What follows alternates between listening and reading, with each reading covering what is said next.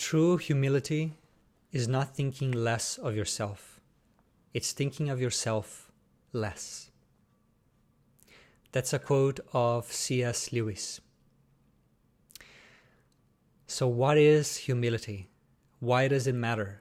And how can we practice that in a balanced way, not in a way that will bring bad results?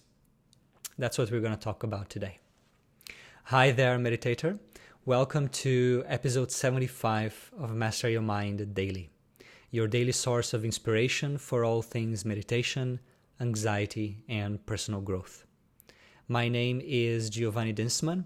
I'm the author of Practical Meditation and the creator of liveandthere.com, one of the top 5 most visited meditation blogs on the web.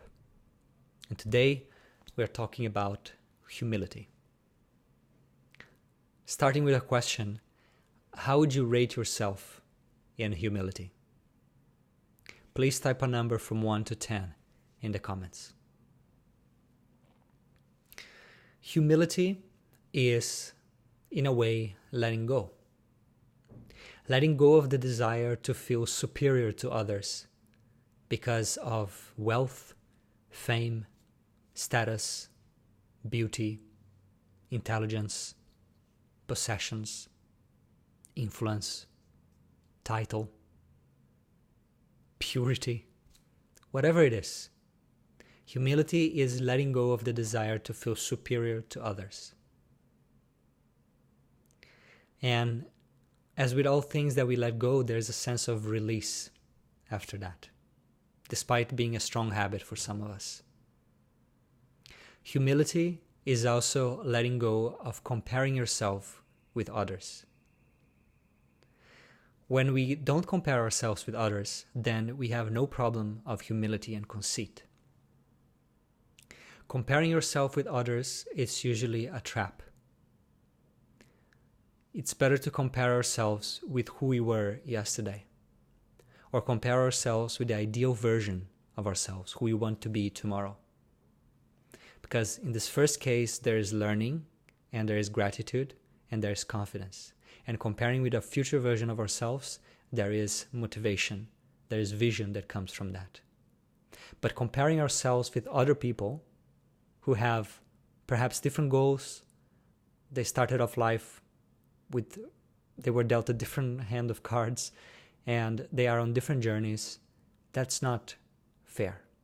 And it often leads to either feeling bad about ourselves for no good reason, or pride and conceit.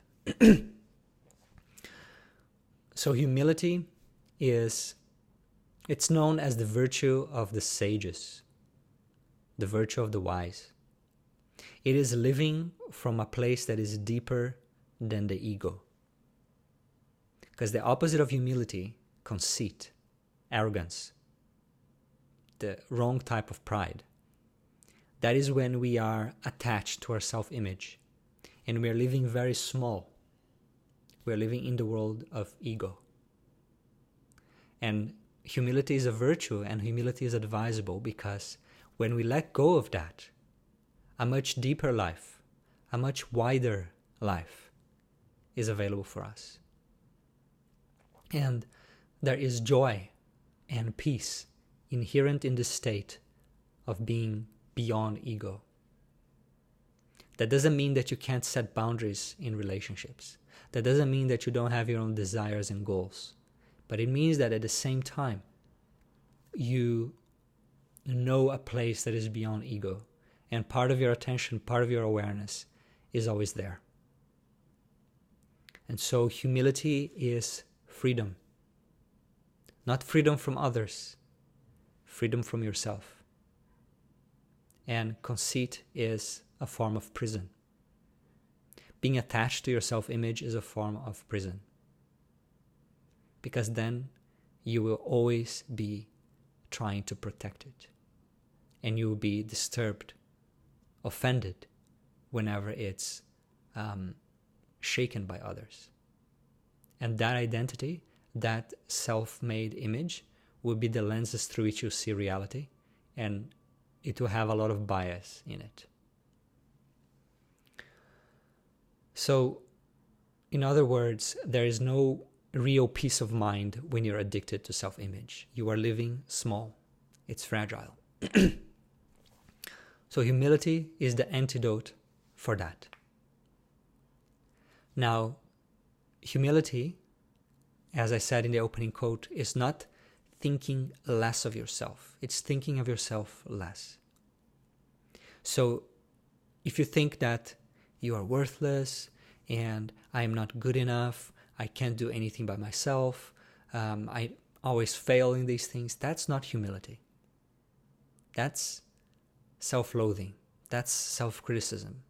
That is low self-esteem. It's not humility. So humility needs to be balanced with confidence. And this is very rare. You see people who are very confident and also full of arrogance. And you see people who are humble, but they have no spine. They have no strength to them. So how can you be confident and yet humble? I have found in my years of study and practice of personal development, exercises and meditation and spirituality, that the path ahead is always a balance of two opposing virtues, confidence and humility. If you have only one of them, you'll be in trouble half of the time. And so if you want to grow, if you want to be a complete person, if you want to be developed, then identify what are the virtues that you have, know that they cast a shadow, and bring in the opposite virtue. Start cultivating that. Confidence is the awareness of your strengths. It's dwelling on that. It's the power that comes from knowing what you're capable of. And humility is the awareness of your shortcomings, of your weaknesses. And it's the sense of healthy respect, of presence, of openness, of willingness to improve that comes from that knowledge. Now, what are the practices that you can do to develop humility? I'm going to give 4 different personal growth exercises for that. The first one is be willing to see and accept your mistakes and become aware of your flaws or shortcomings. Not in a way that you punish yourself. That's useless. In a way that you know where is the room for growth.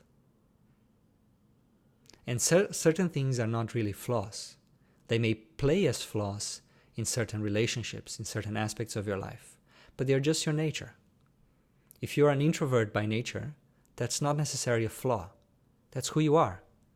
If you are in an environment, in a work environment that demands you to be an extrovert, or if you are in a relationship with a person that expects you to be an extrovert, then that's a problem. But it's not a flaw. It's not something that you necessarily need to work on, unless it's really important for you to thrive in those environments. So, accept your mistakes and be aware of your real shortcomings. The second one is see virtue in others. Everyone you meet is better than you in something. They all have virtues that you don't have, in a way that you don't have, developed in a way that you don't have. And so if we incline our mind to seeing virtue in others, that's a good thing. That helps develop humility. And even without saying anything, even without communicating anything, people will feel better at your presence. They will feel more heard, they will feel more open, they will feel more willing to trust. The third one is don't dwell on feelings of self-importance. Right? Be focused more on what you want to do, on a project, on something greater than yourself, rather than just how good I am and look at all I have achieved. There are moments in your life where that may be helpful. Moments where you're doubting yourself. Moments when you are engaged in feelings of worthlessness. Then it can be helpful and even recommended to engage in such thoughts. But again, we are always trying to find the middle. between two opposites, in this case, confidence and humility. And finally, accept how little we know, how small we are, our limitations. Accepting that and knowing that gives rise to humility. So, in summary, humility is not thinking of yourself. Humility is not thinking less of yourself. It's thinking of yourself less. It is letting go of the desire to feel superior to other people, be it by the means of wealth, intelligence, beauty, status, whatever. It's also letting go of the tendency to compare yourself with other people. It is knowing that your self-image is small and fragile, and that there is a life much deeper and wider if you're willing to let that go and to live from that wider space. And finally, it's important to balance humility with confidence. Confidence is the knowledge of your strengths. Humility is the knowledge of your weaknesses or shortcomings. Balance them both, and you'll be well prepared to deal with anything in life.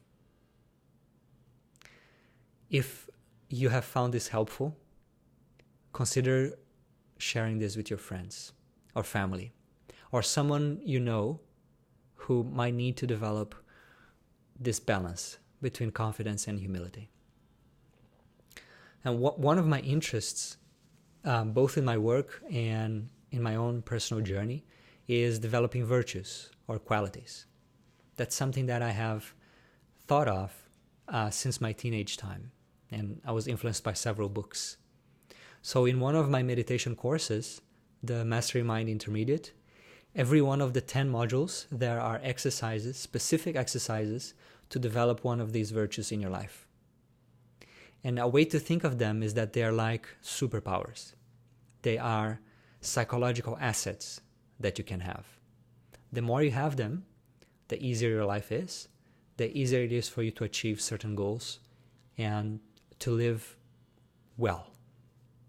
So if you want a step-by-step process to developing these virtues and also learning many styles of meditation, then I recommend you join my Master Your Mind Intermediate course that has all those exercises.